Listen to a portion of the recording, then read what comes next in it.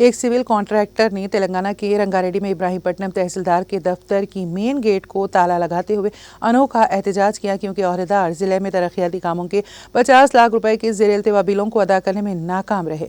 इब्राहीमपट्टनम के रहने वाले दानैया ने इब्राहीमपट्टनम में जिला परिषद दफ्तर की तामीर मुकम्मल की, लेकिन एग्जीक्यूटिव इंजीनियर और दीगर मुतालिका हुकाम बिलों को मंजूर करने से कासिर थी, जिसकी वजह से वो कर्जों में फंस गया। उसने यह इमारत सूद पर कर्ज ली गई रकम से तामीर की थी।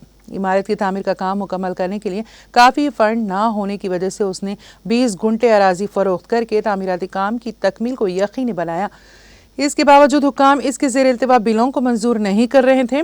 बिलों को मंजूर करने के बजाय अहदेदारों ने मुबैना तौर पर उसे बिलों की अदायगी में मजीद ताख़ीर की। अहदेदारों के बेहिस रवैये से तंग आकर दानैया तहसीलदार के दफ्तर पहुंचा और मेन गेट को ताला लगाकर अहदेदारों से अपने ज़ेर-ए-इल्तिवा बिलों की अदायगी का मुतालबा किया।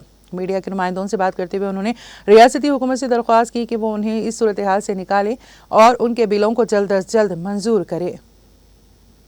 నా పేరు జానయ్య, గండికోట జానయ్య. నాది ఇబ్రాహీంపట్నం మండలం కోల్కంపల్లి గ్రామం.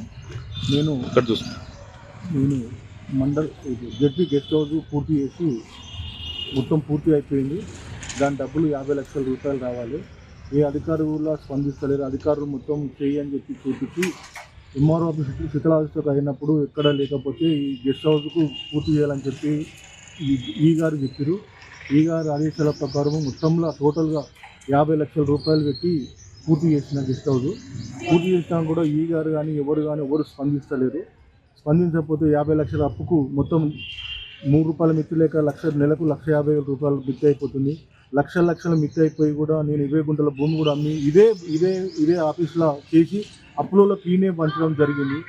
అదే కాకుండా మళ్ళా సరిపోతే కూడా మళ్ళీ నా ఎంజాల సొంతం ప్లాట్ కూడా 120 గజాల ప్లాట్ కూడా అమ్మి కూడా కడితే కూడా అప్పులు తీరకపోతే నా ఇంటికి వచ్చి కూడా అప్పులలో నాన్న అవస్థ పెట్టి నా ఇంటికి తాళం పెట్టి నాన్న అవస్థ పెడతా కూడా అని పెట్టి కూడా నన్ను కన్నా బాధ పెడుతురు.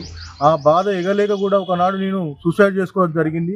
అదే మా ఇంట్లో సూసైడ్ చేసుకోవడం జరిగితే మా పిల్లలు నన్ను తాళం విరగొట్టి తలుపులు వలగొట్టి నన్ను మా పక్కకున్న హాస్పిటల్కు తీసుకుపోయి నా 5 రోజులు హాస్పిటల్ ఉండి డిశ్చార్జ్ అయ్యి వచ్చిన.